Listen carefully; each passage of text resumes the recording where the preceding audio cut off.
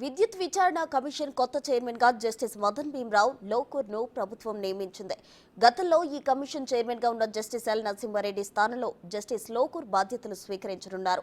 Justice L Narasimha Reddy commission ఏర్పాటును సవాల్ చేస్తూ కేసీఆర్ సుప్రీంకోర్టును ఆశ్రయించగా విచారణ కమిషన్ చైర్మన్ హోదాలో ఆయన మీడియా సమావేశం నిర్వహించడాన్ని సుప్రీంకోర్టు తప్పుపట్టింది.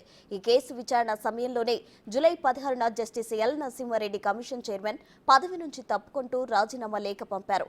ప్రస్తుతం ఆయన స్థానంలో కమిషన్ చైర్మన్ గా జస్టిస్ మదన్ బి లోకూర్ ను ప్రభుత్వం నియమించింది.